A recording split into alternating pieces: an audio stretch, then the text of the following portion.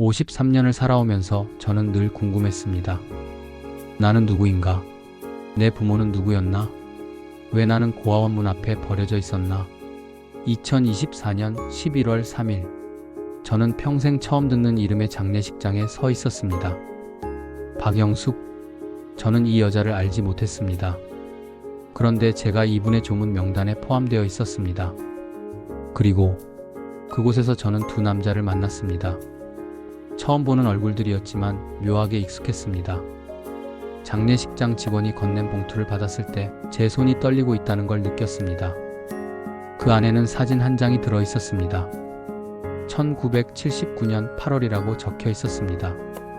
사진 속에는 젊은 부부와 3명의 아이, 그리고 뒷면에는 민우 5세, 준혁 3세, 현수 0세라고 쓰여 있었습니다. 그때 옆에서 누군가 숨을 헐떡이는 소리가 들렸습니다. 그 남자도 같은 사진을 들고 있었습니다. 그리고 저쪽에도 또 한 명. 실례지만 그 사진이 네, 혹시 당신도? 똑같았습니다. 완벽하게 똑같은 사진. 저도 이 사진을 받았습니다. 이건 도대체 고인께서 세 분께 남기신 유품입니다. 그리고 이것도 박영숙 여사가 우리 각자에게 남긴 편지였습니다. 장례식을 마치고 우리 세 사람은 근처 카페로 갔습니다. 뭔가 말을 해야 할 것 같았지만 무엇부터 시작해야 할지 몰랐습니다. 결국 제가 먼저 입을 열었습니다. 저는 강민우입니다. 53세고 서울에서 작은 회사를 운영하고 있습니다. 제가 아는 제 과거는 1979년 12월 대구의 한 고아원 문 앞에서 발견됐다는 것이 전부입니다. 원장 선생님이 말씀하시길 제 몸에는 강민우라고 적힌 이름표가 달려 있었다고 합니다. 누가 지어준 이름인지, 왜 그 이름을 지어줬는지 평생 궁금했습니다. 저도. 똑같습니다. 그 남자가 말했습니다. 이준혁, 51세, 부산에서 고등학교 교사라고 했습니다. 저도 1979년 12월 부산 고아원 앞에서 발견됐어요. 이름표에 이준혁이라고 적혀 있었다고. 같은 달, 다른 도시, 우연일까요? 저는 테이블 위에 놓인 사진들을 바라봤습니다. 똑같은 사진, 똑같은 가족. 그럼 이 사진 속 아이들이 우리라는 건가요? 이 부부는 누구죠? 우리 부모인가요? 저는 사진 속 남자의 얼굴을 자세히 들여다봤습니다. 낯설었지만 어딘가 익숙한 느낌이 들었습니다. 왜 우리를 버렸을까요? 그리고 왜 45년이 지나서야 이 사진을? 일단 박영숙 여사가 누구인지부터 알아봐야 할 것 같습니다. 그날 밤 저는 잠을 이룰 수 없었습니다. 53년을 살면서 한 번도 보지 못한 가족 사진, 그리고 제 이름이 적힌 그 사진. 저는 처음으로 생각했습니다. 나에게도 가족이 있었구나. 다음날 아침 9시 우리는 다시 만났습니다. 국립중앙도서관 앞에서 준혁은 노트북을 들고 왔고 현수는 출력한 자료 몇 장을 손에 쥐고 있었습니다. 저는 아무것도 준비하지 못했습니다. 밤새 사진만 들여다봤거든요. 우리는 1970, 80년대 신문 아카이브를 뒤지기 시작했습니다. 박영숙이라는 이름으로 생각보다 많은 기사가 나왔습니다. 하지만 대부분 다른 사람들이었습니다. 여기요. 이거 1980년 2월 기사입니다. 저는 모니터 가까이 다가갔습니다.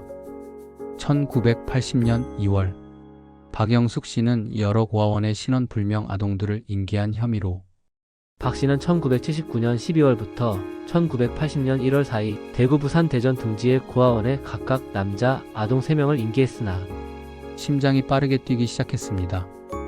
대구, 부산, 대전. 우리가 발견된 곳들이었습니다.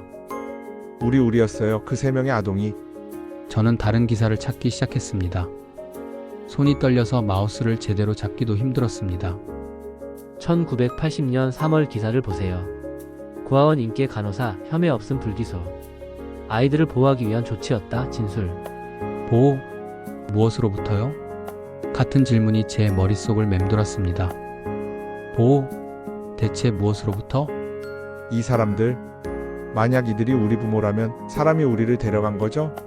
답을 찾기 위해서는 더 깊이 들어가야 한다는 걸 알았습니다. 45년 전 그 시간 속으로 다음날 저는 대구로 향했습니다. 제가 발견됐던 그 고아원으로. 고아원은 이미 사라져 있었습니다.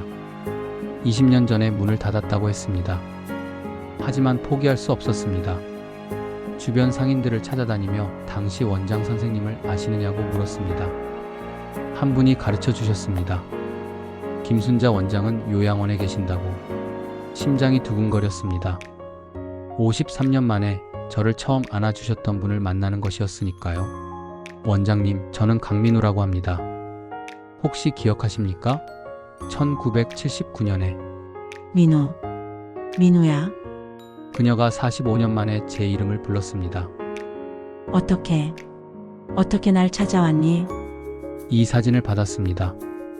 그리고 알게 됐어요. 제가 왜 고아원에 있었는지. 이 사진 어디서 났어요? 원장님, 1979년에 무슨 일이 있었던 건가요? 제게 말씀해 주세요. 기억하지? 어떻게 잊겠어? 1979년 12월 15일 밤이었어. 밤 11시가 넘어서 문을 두드리는 소리가 들렸지. 박영숙이라는 분이었어. 간호사복을 입고 품에는 아기. 너를 안고 있었지. 그 아기가 저였습니다. 이 아이를 부탁합니다. 꼭 지켜주세요. 그분 표정이 지금도 잊혀지지 않아. 마치 무언가로부터 도망치듯 절박해 보였어.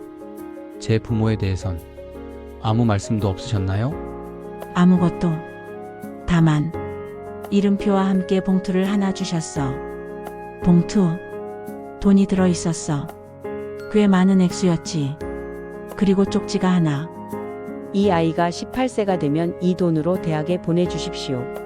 그때까지는 절대 이 아이를 찾지 마십시오. 엄마가. 엄마. 그 단어가 제 가슴을 후벼 팠습니다. 그 돈으로 너를 대학까지 보냈어. 약속은 지켰단다. 감사합니다, 원장님. 저는 그 자리에서 울었습니다. 53년 만에 처음으로 어머니의 존재를 느꼈습니다. 강민우가 알아낸 것을 다른 두 사람과 공유했을 때 충격적인 사실이 드러났습니다. 저도 부산고아원에서 똑같은 얘기를 들었습니다. 박영숙이 밤늦게 나타났고 돈과 쪽지를 남겼다고. 대전도 마찬가지였습니다. 1980년 1월 3일 밤, 박영숙이라는 사람이 한 달 사이에 세 도시를 돌며 우리를 각각 다른 고아원에 맡겼다. 왜 한 곳이 아니라 세 곳에 나눠서? 누군가로부터 숨기려고 한 거 아닐까요? 이제 이 사람들이 누군지 알아내야 합니다. 우리 진짜 부모가 누구인지.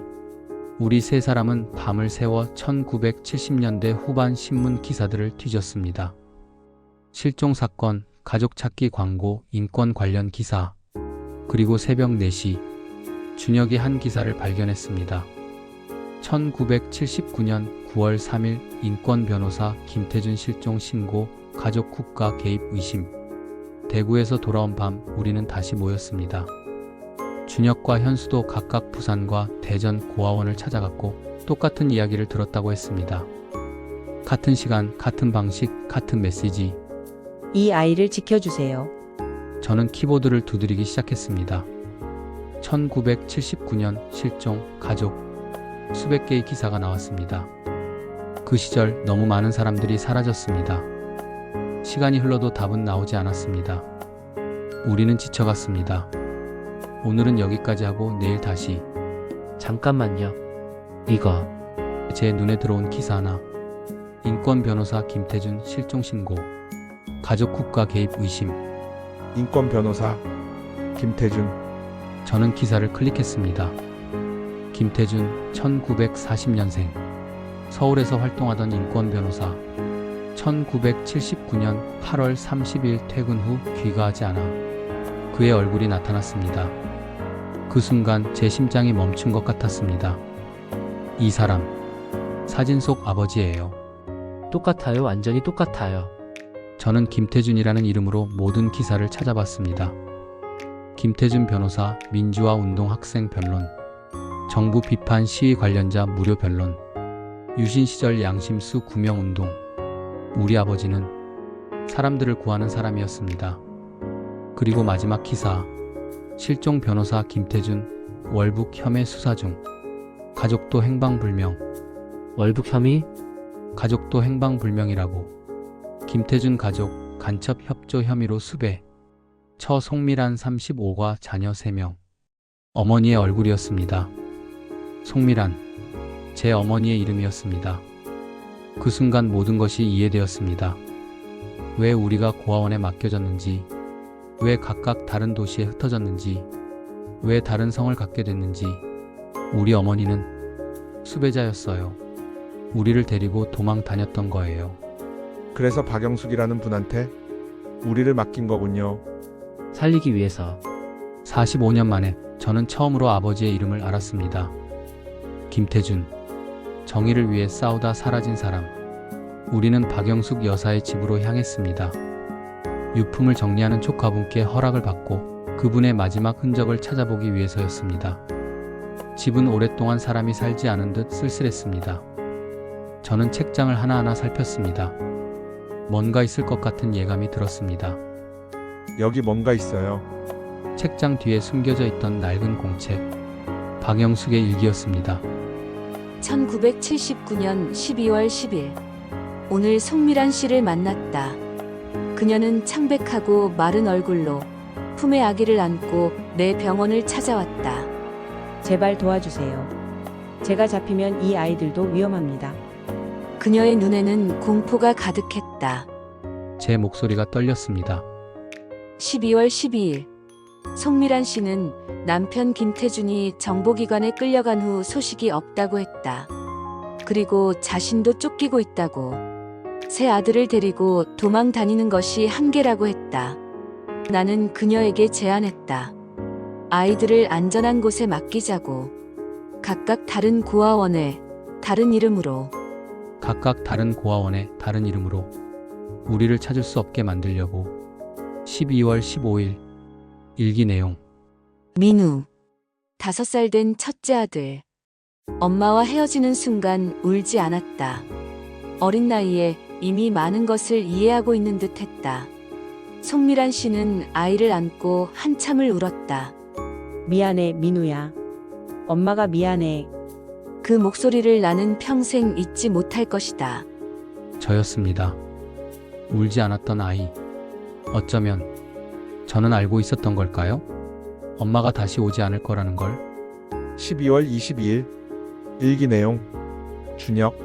3살. 이 아이는 엄마가 떠나는 걸 이해하지 못했다. 계속 엄마를 불렀다. 송미란 씨는 더 이상 버티지 못하고 주저앉았다. 이러면 안 되는데? 이러면 안 되는데? 준혁이 울고 있었습니다. 51년 만에 듣는 어머니의 목소리에. 1980년 1월 3일. 일기 내용. 현수. 갓난아기. 아직 돌도 안 된 아이를 떼어놓는다는 것이 얼마나 잔인한 일인지. 하지만 송미란 씨는 선택의 여지가 없었다. 이 아이라도 살아야 해요. 제발. 우리는 버려진 게 아니었습니다. 우리는 지켜진 것이었습니다. 2월 18일. 일기 내용. 오늘 신문에서 송미란 씨 관련 기사를 봤다. 김태준 처 송미란 해안가에서 시신 발견. 투신 추정. 나는 신문을 든 손이 떨렸다. 그녀가 죽었다. 새 아들을 남겨두고. 아니, 새 아들을 지키고. 어머니는 죽었습니다. 우리를 지키고. 2월 25일. 일기 내용. 나는 경찰의 조사를 받았다. 불법 아동 인계 혐의. 하지만 나는 후회하지 않는다. 그 새 아이는 살아남았다. 언젠가 그 아이들이 진실을 알게 될 날이 올 것이다. 그때까지 나는 이 비밀을 지킬 것이다. 미란 씨, 부디 편히 쉬십시오. 당신의 아이들은 안전합니다. 박영숙 여사는 평생 우리를 지켜봤던 것입니다. 멀리서 조용히. 그리고 45년 후 그녀는 우리에게 진실을 돌려줬습니다. 12월 22일 부산. 일기 내용. 준혁. 3살. 이 아이는 엄마가 떠나는 걸 이해하지 못했다. 계속 엄마를 불렀다. 송미란 씨는 더 이상 버티지 못하고 주저앉았다. 이러면 안 되는데? 이러면 안 되는데? 나는 그녀의 손을 잡아주는 것밖에 할 수 없었다. 1980년 1월 3일. 일기 내용. 현수. 갓난아기. 아직 돌도 안 된 아이를 떼어놓는다는 것이 얼마나 잔인한 일인지. 하지만 송미란 씨는 선택의 여지가 없었다. 이 아이라도 살아야 해요. 제발. 새 아이를 모두 맡긴 후 송미란 씨는 어디론가 사라졌다. 나는 그녀가 어디로 갔는지 알지 못한다. 1980년 2월 18일. 일기 내용. 오늘 신문에서 송미란 씨 관련 기사를 봤다. 김태준 처 송미란 해안가에서 시신 발견. 투신 추정. 나는 신문을 든 손이 떨렸다. 그녀가 죽었다. 새 아들을 남겨두고, 아니 새 아들을 지키고. 1980년 2월 15일. 송미란은 부산 앞바다에서 시신으로 발견되었습니다. 공식 기록은 투신 자살. 하지만 부검도 제대로 된 조사도 없었습니다. 2월 25일. 일기 내용. 언젠가 그 아이들이 진실을 알게 될 날이 올 것이다. 그때까지 나는 이 비밀을 지킬 것이다. 당신의 아이들은 안전합니다. 우리는 아버지 김태준의 실종 사건을 재조사해달라고 요청하기 위해 진실화해를 위한 과거사 정리위원회를 찾아갔습니다. 45년 만에 아버지가 누군지 알게 됐습니다. 아버지에게 무슨 일이 있었는지 알고 싶습니다. 김태준 변호사 사건. 오래된 케이스네요. 1979년이면 유신 말기. 기록이 있습니다. 하지만 일부 기록이 비공개로 분류되어 있습니다. 왜 비공개입니까? 45년이나 지났는데. 국가안보와 관련된 사항이라는 이유입니다. 하지만 공개 가능한 부분만 말씀드리면 김태준 변호사는 1979년 8월 30일 중앙정보부에 연행된 것으로 기록되어 있습니다. 연행? 실종이 아니라 공식 기록에는 조사를 위한 임의 동행으로 되어 있습니다. 그런데 그 후 기록이 없습니다. 석방 기록도 구속 기록도 없어요. 그럼 어떻게 된 겁니까? 대부분의 경우 그런 사람들은 기록에서 지워졌습니다. 지워졌다. 사람이 지워질 수 있다니. 당시에는 그런 일들이 있었습니다. 국가에 의해 사라진 사람들. 1970년대 군사 정권 시절 수많은 사람들이 국가 권력에 의해 사라졌습니다. 인권 변호사, 민주화 운동가, 학생, 노동자. 아버지도 그중 한 명이었습니다. 그리고 우리 삼형제는 아버지가 사라진 줄도 모른 채 45년을 살아왔습니다. 우리는 정보 공개 청구 소송을 제기했습니다. 아버지와 관련된 모든 기록을 공개하라고. 김태준 변호사는 1979년 국가 권력에 의해 불법 연행되었고 그 이후 생사를 알 수 없습니다. 유족들은 진실을 알 권리가 있습니다. 해당 기록은 국가안보와 관련된 기밀 사항입니다. 공개될 경우 국익에 심각한 해를 끼칠 수 있습니다. 저는 자리에서 일어나고 싶었습니다. 소리치고 싶었습니다. 45년이 지났는데도 아직도 기밀이냐고. 정숙하십시오. 1심 판결. 정보 공개 청구 기각. 국가안보를 이유로 공개 불가. 우리는 패배했습니다. 법으로는 이길 수 없었습니다. 항소합니다. 대법원까지 갈 겁니다. 하지만 형. 포기할 수 없어요. 우리 아버지가 어떻게 사라졌는지, 어머니가 왜 죽어야 했는지 세상이 알아야 합니다. 법으로 진실을 밝힐 수 없다면 세상에 알려야 한다고 생각했습니다. 저희는 1979년에 버려진 세 형제입니다. 하지만 우리는 버려진 게 아니었습니다. 우리는 숨겨진 것이었습니다. 우리 아버지 김태준은 1979년 국가에 의해 사라졌습니다. 우리 어머니 송미라는 세 아들을 지키기 위해 목숨을 바쳤습니다. 이제 진실을 알았지만 국가는 여전히 침묵하고 있습니다. 우리가 원하는 건 복수가 아닙니다. 단지 진실을 알고 싶을 뿐입니다. 우리 아버지에게 무슨 일이 있었는지, 왜 우리 가족이 이런 운명을 겪어야 했는지. 기자회견은 큰 반향을 일으켰습니다. SNS 반응이 뜨거웠습니다. 45년 만에 밝혀진 국가폭력의 상처, 버려진 게 아니라 지켜진 세 형제의 이야기. 진실은 언제 밝혀질 것인가? 진실 규명을 요구하며 시민들이 모였습니다. 여론의 압력에 못 이긴 정부는 마침내 일부 기록을 공개했으나 상세 내용은 여전히 비공개였습니다. 공개된 문서에는 이렇게 적혀 있었습니다. 김태준 1979년 8월 30일 중앙정보부 연행. 조사 중 건강 악화로 9월 5일 사망. 시신 처리 기록 없음. 조사 중에 사망이라니. 고문이었을 거예요. 아버지는 우리를 지키려다 돌아가신 거예요. 유족 통보 없음. 사건 은폐 지시. 완전한 진실은 아니었지만 적어도 이제 우리는 알게 되었습니다. 아버지가 어떻게 사라졌는지. 2024년 12월 우리는 아버지와 어머니를 위한 묘를 만들었습니다. 시신은 없었습니다. 하지만 이곳이 우리 가족이 다시 만나는 곳이 될 것입니다. 아버지, 어머니, 늦었지만 왔습니다. 이 사진 한 장이 우리를 다시 모았어요. 45년 동안 우리는 서로를 몰랐습니다. 하지만 이제 우리는 형제입니다. 아버지, 이제야 제대로 된 제사를 지냅니다. 우리를 지켜주셔서 감사합니다. 박영숙 여사님도 평생 우리를 지켜봐 주셨어요. 우리는 버려진 게 아니었습니다. 우리는 지켜진 것이었습니다. 어머니의 사랑으로, 박영숙 여사의 용기로, 그리고 아버지의 희생으로 53년을 살면서 저는 늘 궁금했습니다.